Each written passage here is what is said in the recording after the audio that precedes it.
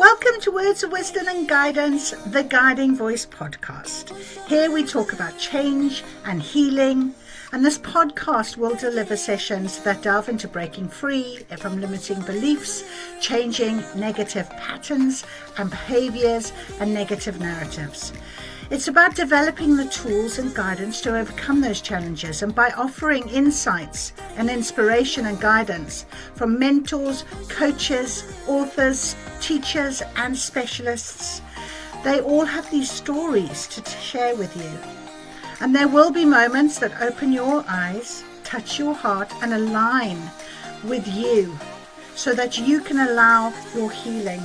And when this resonates on many levels and hopefully as intended, will bring you the freedom to change, heal and offer the guidance that is needed. So today's special guest is Melinda Mulcahy.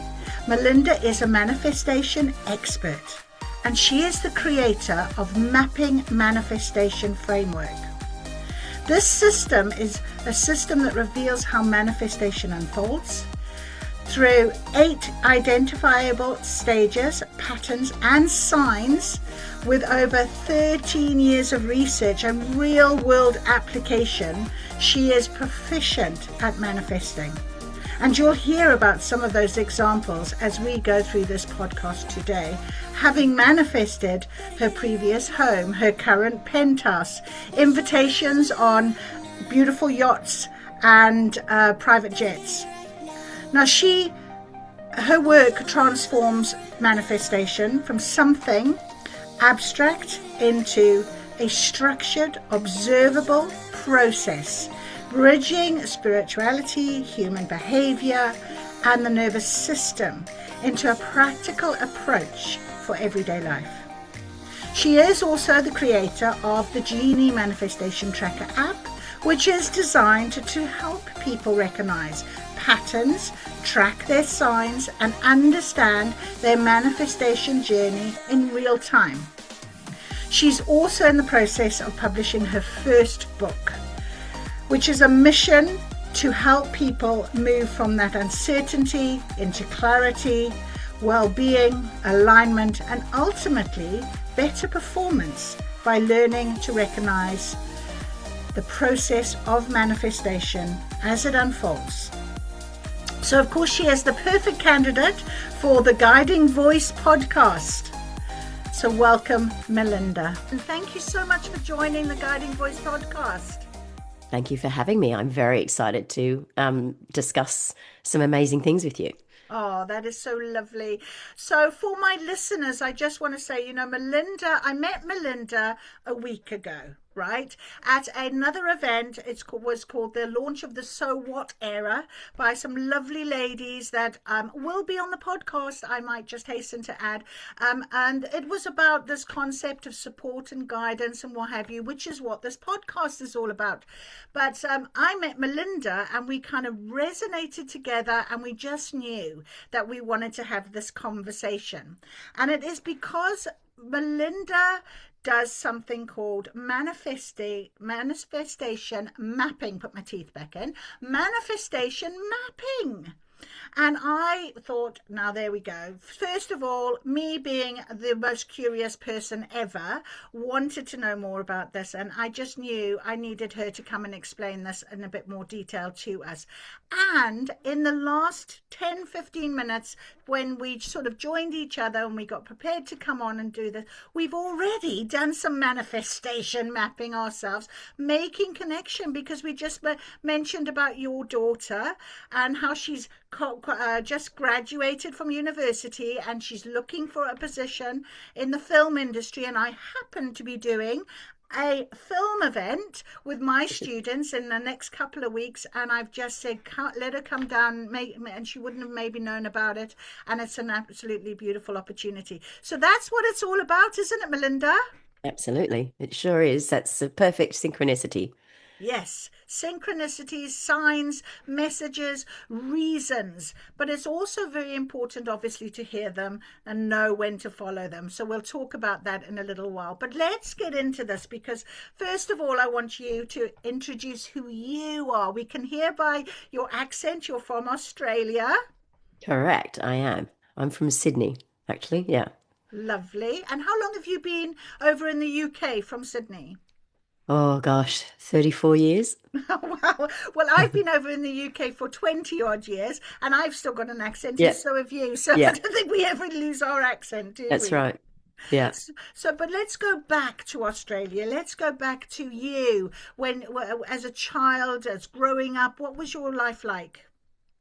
Oh, I had a fantastic childhood, I have to say. I lived close to the beach. Um, I experienced very early on spiritual connections with my grandfather who'd passed.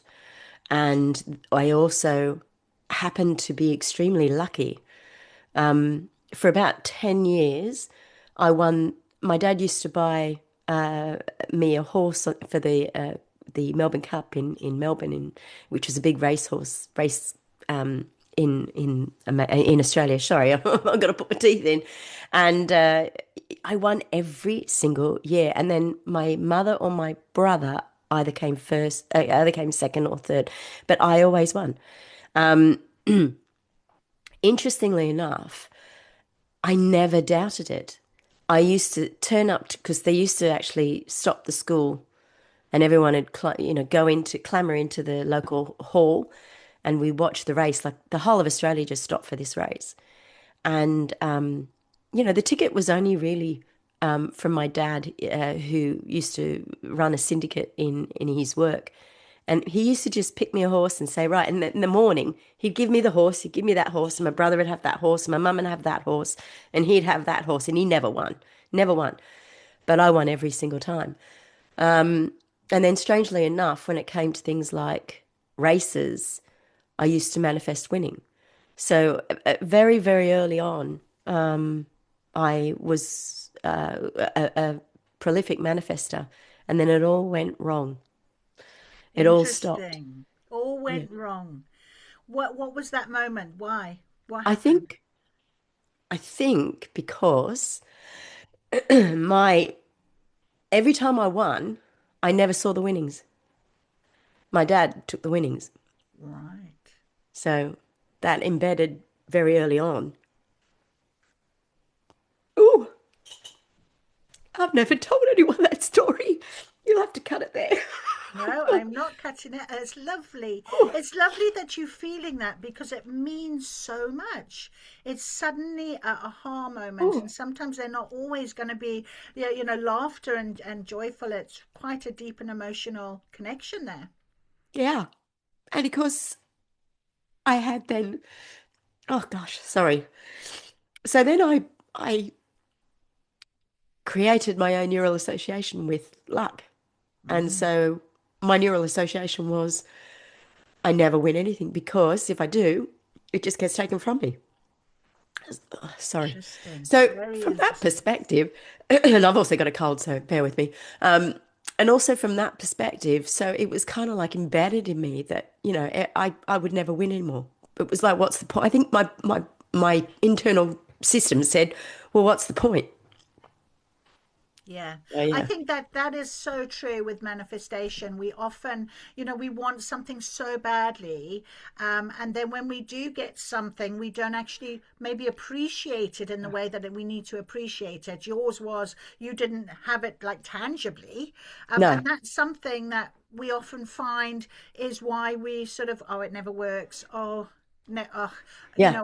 whatever, you get that negative connotation. And for you, it was very much about finances. So Yeah. money for you must have been the block in terms of what It you were was. trying to do with your life Yep. going And I forward. still struggle with that side of things. That's one of the things I struggle most with.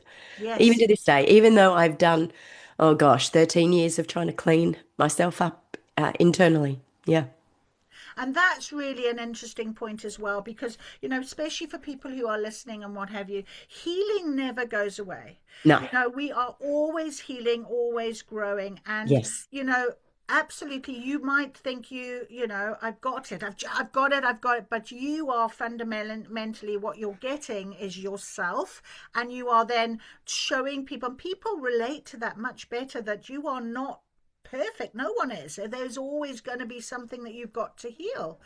It is Um, quite amazing actually yeah, how much you think you've achieved so much, but then there's more, you know. yes, So it's what I teach to people is that you're only ever standing on the edge of your own existence, love but it. that constantly means that you have to check yourself all the time. What am I thinking? What am I feeling? How am I behaving? What am I getting as a result? And that is really the key that I talk about all the time. You know, it's like, I think it's been quite an arrogant concept that we're like, you know, for a very, very long time, it's like, well, not to do the work on yourself. I know that my parents, sorry, now my eyes just running, it's catching up with the emotion. I think what happens is that we got into this strange way of feeling and thinking and behaving that, like, once we finished our degree or what have you, we get a job and then that was it. And society as a whole went through life like that and Absolutely. never really improved themselves.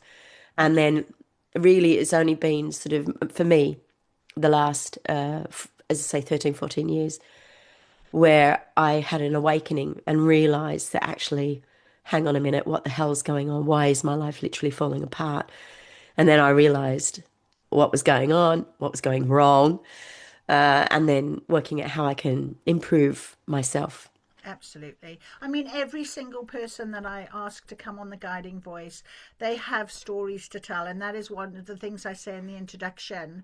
And the stories are often overcoming challenges, those pivotal times in our lives that shift us and make us awaken to the fact that we've got to do something. Yeah. I mean, on your website, you say take control, but heal and claim your highest potential. Having that type of awakening, Yeah. and you've got the word heal in there. It's not about, oh, great, I'm now in a different place and everything's hunky dory. Oh, no, that's when the work really does, I believe. But again, it did for Oh, yeah. me. Definitely did for me. So, I mean, I just going back to your grandfather, obviously he was a very special person and he taught you that spiritual aspect, ready for when that pivotal moment came, when that awakening came. Because it was exactly the same with me with my grandmother. She was the one that taught me about fairies and angel numbers. And honestly, when I came into my awakening, all of that knowledge, everything was, it was there. I remember, and all through my life, I've had a spiritual connection, but never until you have that awakening do you realize how important it is to be able to awaken to it and learn from it. And we do know that it's because of those challenges. So can you tell us what that pivotal 14 years ago was for you that actually just literally kicked you off the cliff, and said, come on, let's wake and let's do this? I mean, I'm sure you've heard of the concept, a perfect storm. That's what I was in. There are a number of things, I won't go into it, but it was very, very stressful. To give you an example of one of the many things that was involved is that we just built our property in southern Italy, and we just finished. So we paid the agent, and the agent ran off with the money and didn't pay the builder. And then the builder brought his heavies to threaten us, saying that we didn't pay, but we did pay. And we left, having got the place ready for rental to put on Airbnb. And it was just really lucky that my ex, I was driving, and he said, I'm just going to insure it. And he did. Within a week, they'd burnt it down. They broke in and burnt it down. So that was just one of the many issues that we had. So that was what is called a mafia attack. And that was just one of the many things that was going on. At that time, to cope, I was drinking heavily. More, I'd say around about a bottle of Prosecco a night. And yeah, what happened was my mental faculty stopped working. So it presented like Alzheimer's, but it was very heavy brain fog. But of course, back then, brain fog wasn't really there wasn't a name for it. Yeah, true. Nobody knew. I mean, even 14, 13 years ago, nobody knew. So when I went to the doctor and I, said, something's going on with my brain, and, bearing in mind the stress that was involved, and he just sort of said, "We'll just take antidepressants. The one, I call it the one pill fits all." But I knew that's not what I needed. Mm. So I threw that in the bin, that prescription. I mean, like doctors only have 10 minutes to diagnose what is essentially a lifetime of complexity. Stress is the inability to rationalize situations. That's what stress is. Mm-hmm. Because we haven't been taught how to rationalize situations. That's something that I talk about when I talk about curiosity. So, interestingly, I asked the right question. Well, I say it's not the right question now because I reframe it, but at that time it was good enough to get me on this path. So the question was, what's going on with my brain and how can I improve it? Now, interestingly, those two questions led me to where I am today. As I say, I word things differently. I don't say what's wrong with me now. I teach my clients to ask better questions. But those two questions led me on a wonderful path of discovery. And then I was able to completely clear my brain fog. I lost weight. I was quite fit. I made some radical decisions in my life, including shutting down my jewelry business, which was like an international jewelry business. And I was really studying positive, all the various different sciences of positive psychology and neuroscience, and every one of those outside of academia. And and then, interestingly, I was also able to calm my brain down completely, not through normal meditation, but through curiosity. Now, interestingly enough, curiosity is the basis for mindfulness, and most people don't realize that. So, when I talk about curiosity, it's something that I am very adamant about. That if people actually knew just how incredible it is, then their lives would change if they were more consciously asking better questions. So, from that perspective, then I was able to quieten my monkeys. Like I had a whole tribe of baboons, angry baboons, swinging on my neural branches like Yeah, literally daily. yeah. And I was able to shut them off completely by becoming curious, by understanding what was going on, by my my research, my studies. And then I got into transcendental meditation, where I was able to calm my mind and slow it down to nothing, which is very hard to do. So it took me about a year to get down to that level. Wow. And that's when I heard the voice, which started the divine storm. So I'll leave you there with that. Oh, that is amazing. I love that. I absolutely love that. Because, yes, I mean, you could have not heard the answer to the question that you were asking. And that is, you know, this is the idea of the podcast really is somebody might listen to a podcast or three or four podcasts, but it just takes one podcast, one moment, one person to say the right thing that would trigger and change someone's pathway, and that's all we ask for, isn't it? But Yeah. you found your soul purpose. You knew inherently that this is what you needed to do. You made radical change through your life. Yeah. Suppressing yourself with antidepressants or alcohol or whatever you knew No, wasn't going to be the answer, you no, know? no, it definitely wasn't. Definitely And wasn't.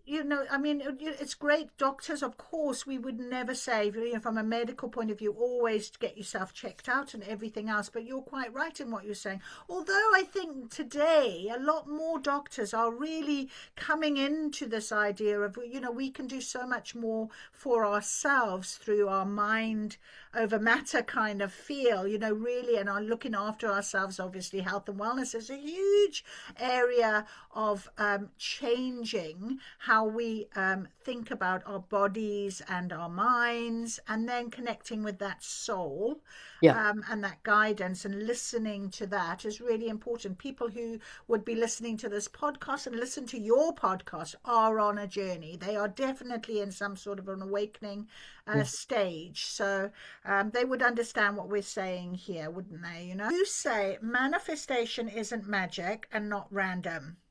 It's a system, and you need to learn to program it. Okay, so you've done a lot of this research.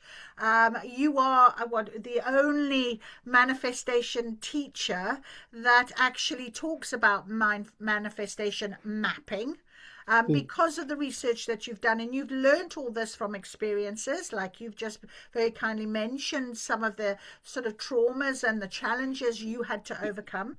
Interestingly enough, of course, the perfect storm, the first thing you mentioned was finance, how that was such a massive thing for you, and yes, still today. And I don't think that, I mean, even for me, I'm also still very much this financial block. I mean, I got out of a marriage after 25 years, and I was told I would never, I'd live on the street, I'd never make it on my own. And I actually started to believe that, for a long time, until I didn't. And now I'm not living on the street. I have my own home, and I'm loving my life, and I'm very much happier. But we do get into that sort of mindset. So for me, of course, manifestation is a bit magic. I do like the magic idea of it, but I understand that a lot of people will say, well, how do I do this? They want to know the how. They want to know the step-by-step guide. And that's why teachers and mentors and coaches are very much sought after, to be able to provide that for us. And you have put together this wonderful program. So let's just unpack that a little bit. Can you tell us about this system, this program? Well, first of all, I should say that during the time that I woke up and realized that my mind was very, very unhealthy, one of the first things that I did was listen to Louise Hay, You Can Heal Your Life. It was kind of like I did a lot of research, and everything just didn't make sense to me. And when I saw that You Can Heal Your Life, I thought, yes, I can heal my life. That's what I want. And I listened to that regularly. And that led me on a journey of discovery, because then I actually, again, found out about manifestation. And the very first thing that I did was kind of like, what? What? No, that's not true. It can't possibly be that easy, because look at my life. It was like not going according to plan. So from that perspective, I then started to try to disprove it, actually. And I was writing about every day, I was writing about my various different things that happened in my life. And then we moved house. And interestingly enough, during the first storm, the perfect storm, we were actually moving house at that point as well. And the interesting about that is that I manifested without knowing what manifestation was at that point. So I manifested our family home, and it was very, very specific. And I got down into the minutiae of details. But because it was a new estate rather than an established estate, and we were only the second people to move in, I didn't recognize it, because what I visualized was a much older estate, but it was absolutely perfect down to every single detail. And that was before I knew about manifestation. Now, so then I started, as I say, I started finding out about manifestation. I started journaling and things like that. And about 2 years into living in that property, I was walking my dog home, and all of a sudden I looked up and I looked around and I went, oh my God, I manifested this. So the strange thing about it is it can be very subtle energy, but moving into that property was magic in and of itself. There were literally every door shut for us to move to another property, because I had manifested this property. The universe is like, this is what you wanted. And I didn't realize. So every door was shut for us until we found that house. And then, boom, every door opened, and it was super easy to move in. Yes. And then when I sort of look back, because at the time we both said, this is odd, like everything all of a sudden is going right when everything went wrong before. And we both agreed it was like we were meant to be in that house. And we both said that we were meant to be in that house. And it wasn't until 2 years after that I realized. Yeah, I mean, that's quite incredible in itself. So then I was like, my brain was just like, Yeah. Yeah. and then I started to think about all the other things that I'd manifested. And I thought, wow, I was actually quite a good manifester, but I didn't know what I was doing. So the very first thing is that I was journaling. And that really helped me to understand what I was doing wrong and what I was doing right in terms of manifestation. But it was also really good for me to, I suppose, keep a journal of my own journey. So from that perspective, that's what I thought I was doing. But I was actually documenting things like signs that were happening, but not knowing what the signs meant or whatever. They were just there. Yeah.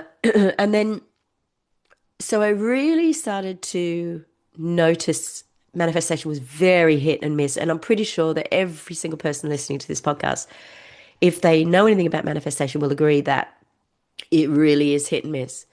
You can kind of like really do it with ease, but if you struggle to believe, then you'll struggle to manifest. Yeah. So I really started looking back at my journals and noticed, and I began to notice a pattern. Now, initially, I was documenting the signs and I started putting them into a list, thinking, right, I'm going to list all these signs. Well, I documented in excess of 1,000 signs. And so I put them all into an Excel spreadsheet, as you do, because I became quite obsessed about this, you know. I mean, my journey was 24/7 trying to work it out. I mean, I have been very, very specifically focusing on this and curiosity and high performance, how to get the most out of you. But what was interesting is that I put these into an Excel spreadsheet, and then I started looking again back at the journals, and I noticed the pattern. So there was one specific thing that I had manifested, and the pattern was there, which were that you see various particular signs at a particular point of the manifestation journey. So I call it a journey. Yes. Yes. And so I need to clarify something here because it's quite important. First of all, I manifested the family home without knowing what manifestation was. So there was no clear block of belief because I didn't know manifestation back then. And to me, in my head, that was just a wonderful house that I thought was, you know, if I had the choice, it would be, yeah, I'd love this house. But I had no idea about manifestation. And so, of course, I didn't really believe that it was possible to have that particular house. And I hadn't seen anything like it. It was almost as if the builder had actually extrapolated my thoughts and put it into real life. It was quite unbelievable. Yeah. Yeah. But so when I realized that, I was like, okay, so the very first thing is if you don't know anything about manifestation, then belief is not an issue. In which case you can very specifically manifest without knowing it. Absolutely. There's a very clear, a very true saying, believing is seeing. Yeah. Yeah, yeah, yeah. And that So is the truth of manifestation. It's about, thinking about what it is that you want and believing you're going to get it and waiting to see it without control, without force, without blockages. And the yeah, blockages can be various different things. yeah, yeah, Definitely. yeah. And then so then there's the obvious you don't believe. And if you Yeah. don't believe, even if you want something, your subconscious mind will even override your own free will. So that is the difficulty that I really concentrate on because that is really why you go on a journey of manifestation. Mm, You have to upgrade yourself. So what I'm saying here is that you can 100% still manifest even if you don't believe, yeah. but you have to. So that's when my system comes into place Yeah. Yeah. because you could want the lot to win the lottery. And I actually, one of my clients just recently won 500,000. Oh, wow. Yeah, on a jackpot. Fantastic. Wow. And he couldn't believe it. He was like, "What?" Yeah. So, from that perspective, you can 100% win. Not, I never call it winning anymore. It is manifestation. I mean, obviously, there are those people who think that they're just lucky, but by virtue of the fact that they think that they're lucky, they're going to win anyway, right? Absolutely. Because they believe, you see. 100%. That's what it is. It fundamentally boils down to. Yeah, Believing is yeah. seeing. Yeah, And then, absolutely. and so then the third uh, aspect of this is pure belief. Yeah. So one of the things that I talk about in my program is that you can manifest by just asking one simple question. You know, I've manifested tickets to incredible things, and all I've done is just gone, wow, I wonder how I'm going to get a ticket for that. And then literally in 24 hours, boom, I don't even think about it, boom, and I get two tickets to go and see something or other, which is would have been worth in excess of £1,000. Wow. So what I do say is that you can manifest very easily just by asking that question. Oh, I wonder how I'm going to get a ticket. So that's the law of assumption. You assume you're going to get it. You ask the question correctly, by the fact that, you've put it out to the universe. That's what my nana always used to say, put it out to the universe. But really what I concentrate on is for those people who really want to manifest and they're struggling, and the only reason is doubt. So, like I say, going back to this concept, and I always use the lottery because it's something that people just don't believe that is possible. It's like statistically an anomaly. But, I've studied a lot of big winners and their stories, and every single one of those has got some kind of sign in there that suggested that they'd manifested. Yeah, So, absolutely. I mean, when we're manifesting and things, something happens, you get it tangibly in front of you. You then seem to look. It's like kind of like hindsight, isn't it? Oh, if I hadn't done that, if I hadn't seen that person, if I did, and that's how you then recognize how it happened. yeah. At the time, you wouldn't necessarily see it. Yeah. So what you're talking about there is signs. And when I'll get Yeah, into those, yeah, I'll definitely get into those. But right now, what I'm talking about is like using the concept of winning the lottery. If your belief system is here, but you want to win the lottery, of course the energy is different, right? yes, They're never going to meet. yes. So how can you get from down here to up here so that you're in alignment? Well, what happens? Desire in itself brings you up here immediately. Belief takes you back down. Does that make sense?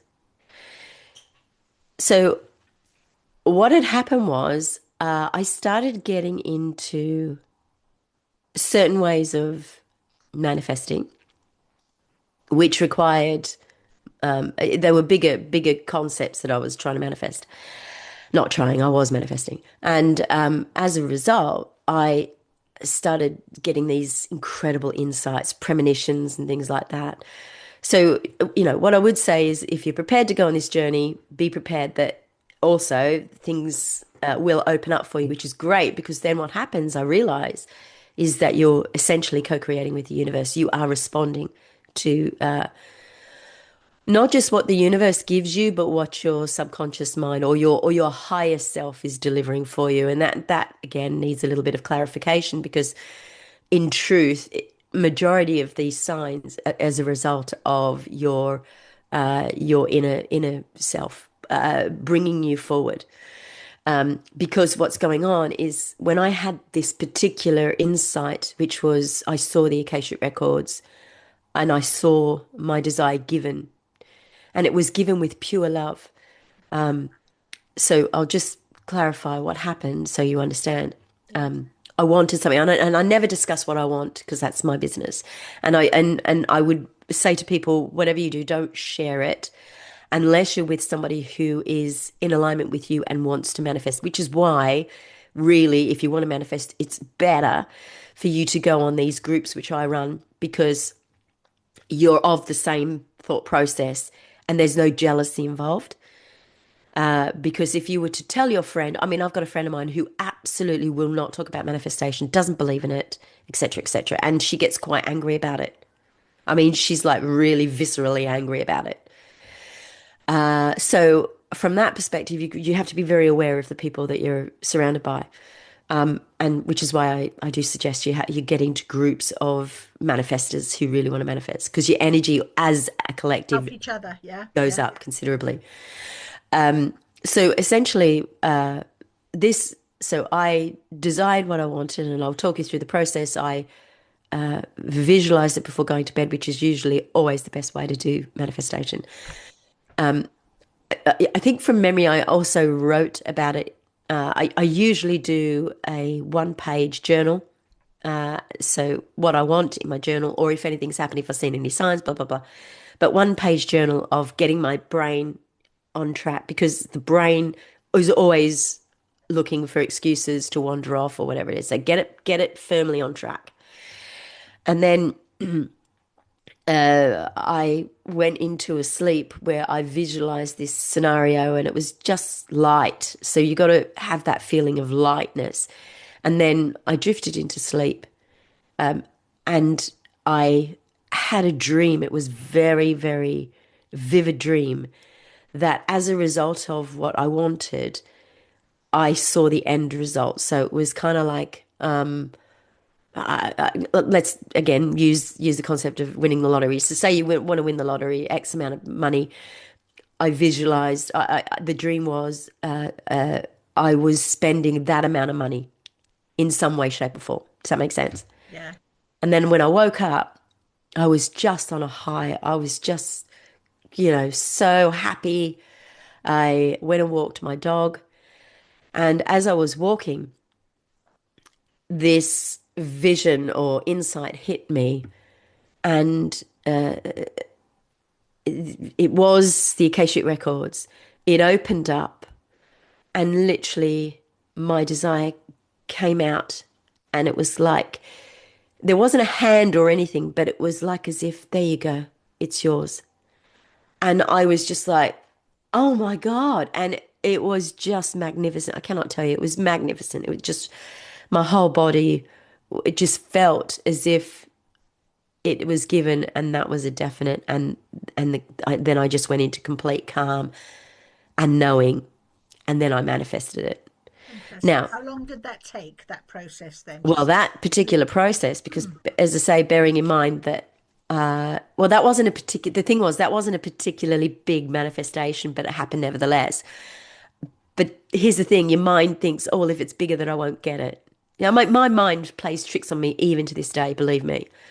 I still struggle to believe at the magnificence and the majesty of it. But that, from inception to actually dropping in my life, was 24 hours. yeah, yeah. Yeah. I mean, it does happen. I mean, Yeah. I literally, I think I mentioned to you, I mean, I literally walked out of our family home, took a brave, huge leap of faith, and I literally, within a week, I'd found myself a place. I'd furnished it from top to bottom, even a bed and everything. Every time I went in, I went to get a lounge suite, and it was on sale, and they could deliver the next day. I went to get a new bed, and it was on another sale. It was exactly what I wanted, and they delivered 2 days later. And never normally, with especially you walk into some bed. Oh, it'll be here in a month's time. Your lounge suite. Oh, a month's time.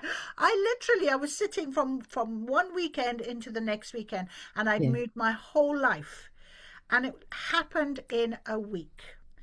So Yeah. when that Yeah. door opens, when that moment comes, if you trust and believe enough, you can just go with that flow of energy. Yeah. It can happen as quick as that, Yeah. can't it? Yeah. But I need to just, because there are nuances to manifestation, and this is the trouble with it, having spent so much time understanding it. What you've just described there is something that isn't outside of belief. So it is possible, and that happened because of you were in flow, you were trusting, and you were in flow, and that in itself, because of the things that you did, book something. So if someone was listening to this and wanting to manifest, they would kind of go, well, you could argue that, well, I'll go onto a website and I can get my lounge within 24 hours. Yeah. So from that perspective, people will just go, nah, is that really manifestation? So what I try and do is really clarify the real magic ones because believe you me, when they happen, it is insane. I mean, and every single time a manifestation drops me, I'm still in awe. Still in awe.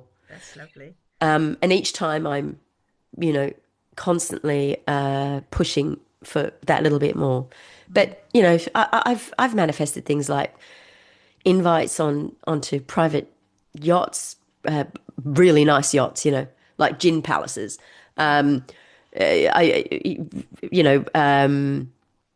a private jet, this apartment, which is a penthouse apartment, everything that I wanted on my list manifested. And it was kind of like, I mean, everyone sort of said to me, you're not going to get that in your budget or at all.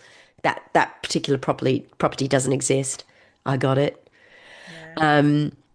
And there was so many nuanced things about this property that were so unique and so from that perspective it was almost like that's an impossibility, but I didn't listen to anybody. I told the universe this is what I'm having, and then literally as soon as I freed myself up financially, etc., boom, it just happened. So from that perspective, it was also within budget. Again, I didn't I told the universe that the money that I've got, dude. Like, Yeah. help, Yeah. the money. What's going on with my money. You know what I want. Boom, boom, boom, boom, boom, boom, boom. And it literally, as soon as I made that decision to free myself up and put myself in that position, it just came. So, but as I say, I'll so my cousin and I, we constantly laugh about the manifestations that we both achieve together, and we constantly laughing. We have so much fun together, my cousin and I. Her name's Kathy, and so I was out there sorting my parents out. Unfortunately, they're very, very ill and they've gone into care, and so it was quite a tough time for me. But I stayed at my cousin's. And when we get together, it's always fun. So we were making dinner. We were preparing dinner. I think we'd made a cake or something like that for dessert or whatever. And we said, I think I said, no, no, sorry, she said, I would think it'd be really, really good for you to go see a show at the theatre. And I was like, yeah, I fancy a show at the theatre. And I was like, oh, I wonder what I'm going to go see. And that was it. 5 minutes later, I kid you not, her husband walks in the door, checks his phone, and he went, oh, he said, I've just been given 4 tickets to go see Back to the Future in Sydney. Do you want to go? And Kathy and I just looked at each other and went, Oh, it's that's amazing. it's so insane. Yeah, It's yeah, just like, boom. yeah, Again, magic like that. That's what I'm talking yeah, about, magic. When yeah. those sorts of things happen, then it's irrefutable proof to me. So we talk about proof because that's really quite important. And you mentioned about the signs because Yes, I'm you big on signs, big on signs. yeah. So you talked about some of the signs that you experienced. So let's talk about those. Now, as I say, having documented over 1,000, and then initially what I did is, as I say, put it all into a document, and then I created an app so you could put in the signs uh, electronically, digitally, and that would give you a date stamp. And then you would find out what the sign is and what to do when you see that sign, Oh right? wow. Yeah. That's called the Genie app, isn't it? I've actually downloaded it, but did Yeah. you say there's a bit of a problem with it at the moment? Yeah, so it's been tested, but there's been an issue with payment. Right. Anyway, so but the guy's working on it now.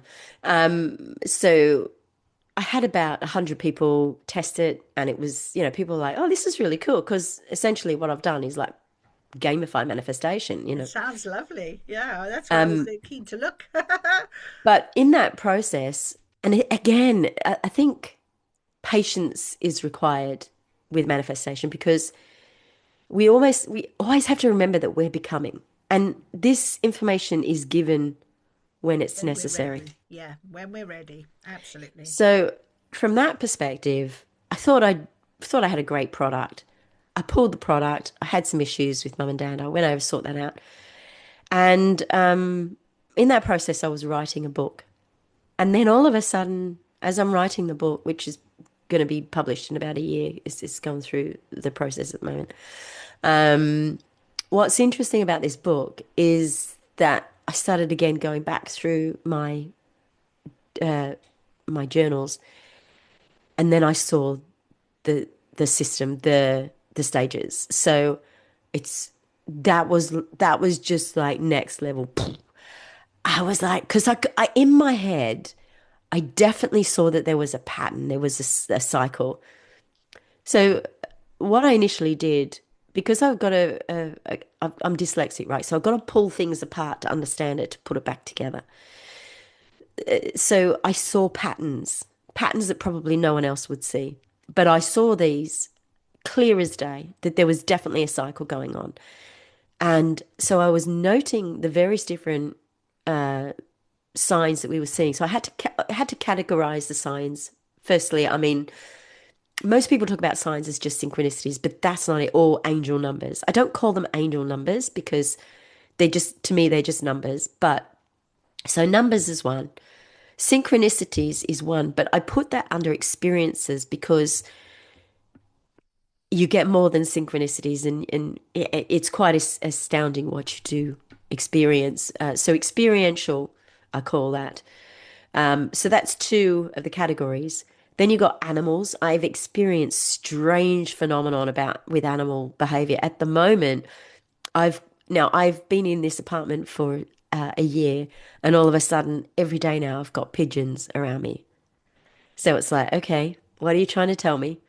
Yeah. And even people in when they're speaking to me, strangely mention pigeons. I mean, come on, right? Definitely messengers. Yeah, yeah. So animals is one. Uh, then you've got dreams is another. And it's important really to look at your dreams and work out what's going on in the dream. I have a bit of a thing with dreams because if I remember a dream, it's really important because I really remember. I know I've done something. I know I've done, but it kind of eludes me, and then sometimes it drops later on, and I think, oh. How do I know that? But I know some people probably listening would say they remember their dreams a lot. I've got a friend of mine that really is a prolific dreamer, and she dreams about everybody, and she's got a message in most of her dreams. Yeah. Me, it's on and off. Well, what I would say is that particularly for manifestation, the dreams are pretty clear. Right. You will find, yeah, I mean, because you're going through this up leveling process. So, for instance, one of the signs that you will experience, which is very odd, are natural disasters. So, if you're experiencing natural disasters where you're literally being swept away by a tsunami, that's actually a really good thing, believe it or not. Because what that is showing is that the subconscious is actually breaking down now, and that's what we call the dark night. Yeah. So that That's usually happens cool. after the dark night. Yeah. So also vivid dreams.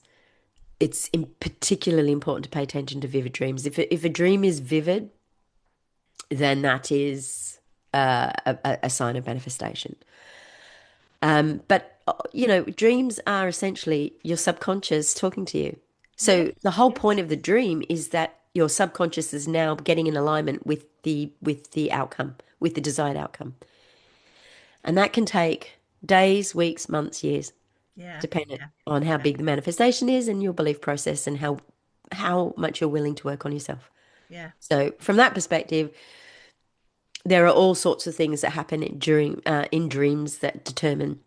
So, for instance, doors opening and things like that, or doors shutting on you. So it's important to pay attention if you can. Obviously, things like alcohol will dampen those dreams. So if you're drinking alcohol, you're probably less likely to be able to remember the dreams.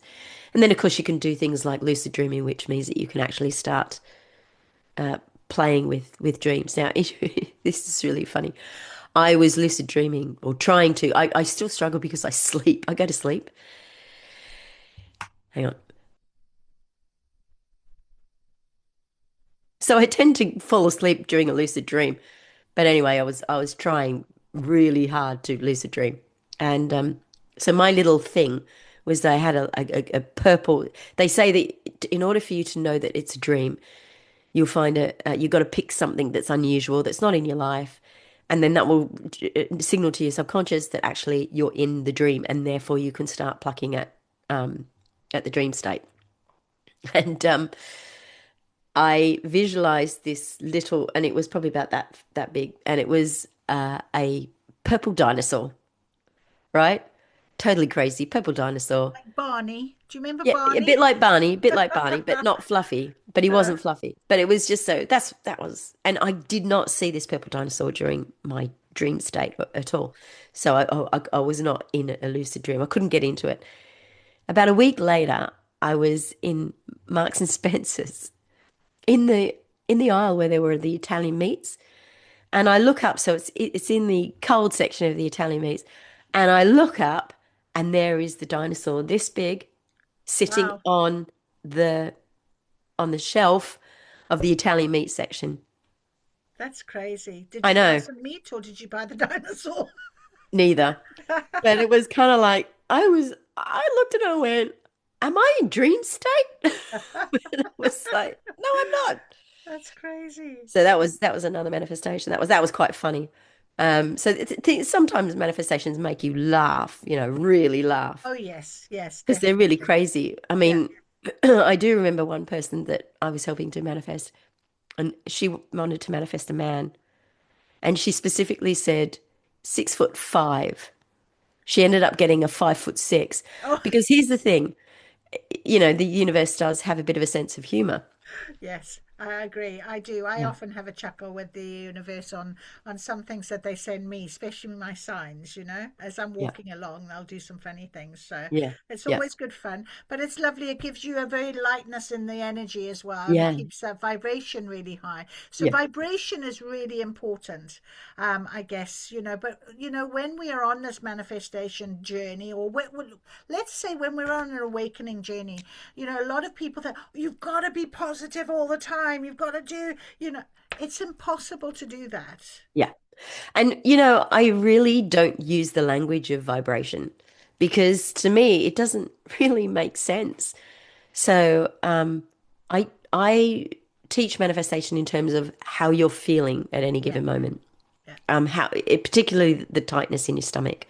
That's for you to be aware of. So if it's light, you're in really good spirits, and it will come naturally. If because there's no resistance, and if it's heavy, there's resistance. yeah. So from that perspective, again, I try to be very careful with the language. And here's another thing that, I mean, I saw something recently. It was posted. She was claiming to be a witch, and said that you can't manifest without essentially being a witch, or you'll manifest better if you're a witch.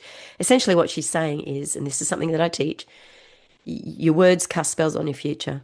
Your future. You are your own witch, and it really is as simple as that. So choose wisely. I studied neurolinguistic programming, and so when people speak to me, I'm always correcting them. I mean, my Yes, clients, obviously, my clients. So when they start to say something, and I go, just reframe it. So you're saying it like this, because then you're opening it up. So from that perspective, your words cast spells on your future. You are your own witch, and you are essentially creating your own future. But going back to this whole process, and I know it's kind of like I divert and everything, but I do tend to come back. So in the process of realizing that certain things happen during the process, I documented it. It's approximate because sometimes, as I say, these things are never a fixed concept. But right now, there's 28 different sign types that hmm, happen. So you've got your sign categories. You've got your animals, your numbers, your experiences, your dreams, your action taking. There's another one. I can't remember which one it was. Um, Emotions. Emotions, yeah, your emotional state. Uh, and those six are your main categories. Everything falls, all your signs fall into that. In terms of synchronicities, you'll see not just synchronicities, in terms of, what do I call it? Oh, my head's gone. Experiences. Then you will have things like you will experience certain symbols that will come. Symbols are really, really important because that's how the brain actually communicated very, very early on, the mind. So that is very, very early language of the mind is through symbols. So, when symbols come into your head, pay attention. I've done some incredible, I've done pranic and things like that. So I've done lots and lots of different courses and symbols come into my head and I'm like, oh, wow, what's this mean? And it's not until you become aware of it and then you document it and then you start questioning, okay, why am I seeing this? And then you What's an start really, example as a symbol? What do you? yeah, okay. So I was seeing pyramids. Okay. Um, Symbols, I think you What? mentioned ruins. Yeah. Yeah. Well, they're symbols. They're symbols. Interesting. So ruins in themselves are symbols. Yes. So symbolism. So I'll give you an example because if you're trying to manifest money, what is the symbolism of money? And so you won't just experience synchronicities. What you'll experience is symbolism of money. So, for instance, on social media, you'll then have you'll start seeing things like winning if you want to win the lottery, because I always go back to that. If you want to win the lottery, if you're seeing a lot of signs for winning the lottery on social media, yeah, you could argue that it's your algorithm, but generally speaking, that's a very good sign. And actually, there was a chap recently who told the story on a guy's podcast where he was determined to win the lottery and he manifested it. He was very specific. I want this. And and again, I could see the symbol, I could see his upgrading process. And it was 3 months, I think, till manifestation. And when he mentioned the symbols and the signs and what he experienced during that period, it was like, yeah, So while because he was doing that, is he playing the lottery, trying to put his money all yeah, the time, trying to get a lottery ticket? Try because not there's trying, this. take trying out of it. Right. We don't try So anymore. he's We don't try. buying into it by Correct. purchasing the actual ticket. Yeah, yeah, yeah, yeah. But I definitely saw the signs in that story. And once you see these signs, you can't unsee them. Yeah, You yeah. start to go, oh my God. And it is a real thing. I kid you not. Once you start to see this process, you'll start to realize. And here's the thing about your subconscious. I don't care what the neuroscientists say, you cannot rewire a brain that does not feel safe enough, or, your subconscious that does not feel safe enough to hold the manifestation, the desired outcome. Yeah. So, what do I mean by that? If you want something, but it's outside of your belief system, doesn't matter how much you've done on your subconscious mind, doesn't matter how many hypnosis, affirmations. I don't even talk about affirmations. They're to me, there's like bah, nonsense, absolute nonsense. I mean, I'm happy when I'm not. I'm rich when I'm not. You got to listen to your subconscious mind. So when I teach things, I talk about, okay, what is your mind saying when you say that? And if your mind or your body is responding like, "Eh," it's never going to work Mm. because you're literally pushing against that current of energy that's saying, trying to keep you safe. Mm. So again, your subconscious mind will override your own free will, even if you want it badly. So And then we need to look at the nuance of the law of polarity. Okay, so what is wanting something? What so I talk about desire particularly a lot because interestingly, a lot of people think desire is a bad thing. If I said to you, I desire to be wealthy, most people will cringe at that. Your listeners will be sitting there and the whole body will cringe. They'll go into like, I don't like this lady. Tell me if I'm wrong, right? Right, sure. So we need to start working with the subconscious mind and your your nervous system that is tripping you up. So there are things that you can do, lots and lots of things that you can do, but one of the most important things that you can do is get evidence, collect evidence. And that's what these signs are doing. They're giving you evidence. And once you see the 8 stages, so as I say, 28 different signs happen. So then when I wrote out that there's 28 signs that happen that specifically happen during the manifestation process, and then I was like, okay, well, when do these happen? They happen, boom, they happen, boom, they happen, boom, at these particular stages. Then I worked out that there was a map to it. There was a cycle. There's a pattern. So I can't. What are actually? Give me a couple of the examples of the 8 signs. Are we talking? Well, No, actually, not 8 signs, not eight right? signs, 8 stages. Oh, 8 stages, but 28 signs. 28. So there's thousands of signs. And this is the thing. In fact, this was the feedback from the app. People sort of say, well, what am I looking for? Yeah, So, that's what I was just going to say. People are yeah, going to say, well, what am I looking for? If you what am I can't looking for? see a Because sign, which essentially, yeah, my it's argument infinite. is you're not ready to see a sign. You need to be able to see a Well, sign. Do you? well, I think you're always seeing signs. The question Yeah, is, are you aware? Not are seeing, you ready, aware. but are you Yeah, aware? yeah. So that's the first thing. There's signs always coming into your mind, into your reality all the time. The question is, are you ready? And are you ready to recognize them? And are you ready to look into them?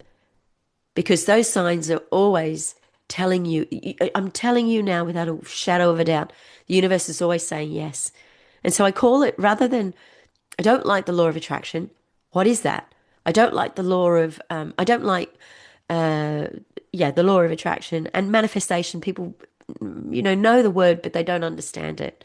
So I like to call it the law of mirroring because essentially that's what's going on.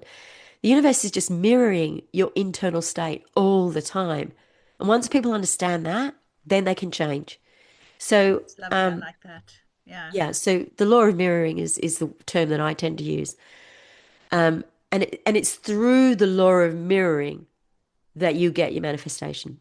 Mm, mm. So, uh, as I say, because there's so many different signs and there's infinite amount of signs. So I tried to really, as I say, I break things down for people to understand. So the very first thing is you got to understand that there are 6 categories. And once you understand that, okay, I'm looking for numbers, I'm looking for animals, I'm looking for experiences, so then I broke down in the cycle the 28 different sign types. Right. So I call them a type. They're like a category. They're a type because within that section, of course, there could be infinite in each one Yes. because you will experience something slightly different to me. But if you understand these types, you will know what you're looking for, right? Once I saw these types, I then saw the pattern when you see these types because I was like, okay, so I've got these types. I know that these things happen, and I'll give you an example. Deja vu is a very big manifestation sign, and Mm-hmm. it means essentially that you're changing timelines. So all of a sudden you'll just and I don't know whether you remember, but as a child I used to experience deja vu a lot. Oh, I have a lot. I still do, actually. Yeah. So what's going on there is that you're changing timelines. You're jumping timelines. And so and it can be like just a little it could be just the slightest hint of deja vu. It doesn't matter. Or it could be a bolt upright. I've just experienced deja vu. Whatever it as long as it's deja vu, that is a timeline jump. And that is one of the sign types of manifestation. So once you understand that what you're seeing, the different types of signs that you're seeing in the process, then you can understand where you are in the journey of manifestation, and which I broke down into 8 stages. Now, interestingly enough, it also follows the tarot's, the Fool's Journey of the Tarot.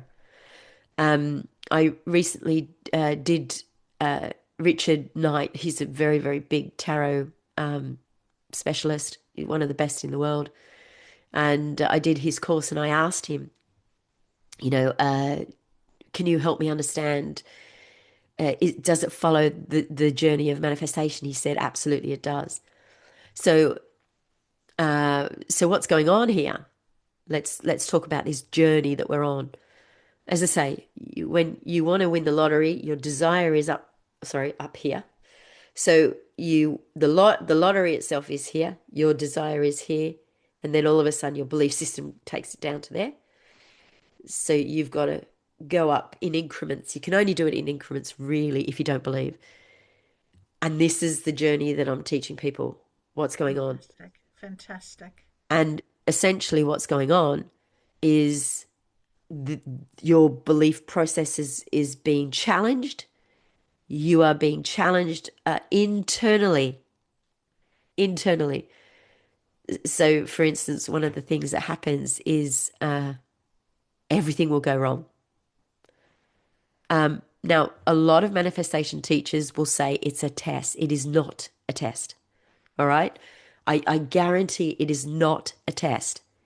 This is your higher self challenging you to upgrade. So this is every single thing that goes wrong is essentially the energy is falling. It's got to fall apart in order for it to be put back together, which you in tarot they call the tower moment. Yeah, redesign it is, isn't it? Yeah. So everything's got to sort of fall apart in order for it to come back. Mm. And in that process, you definitely see loss, and it could be all sorts of loss, challenge, and this is an invitation for you to up level, That's amazing. particularly your belief system.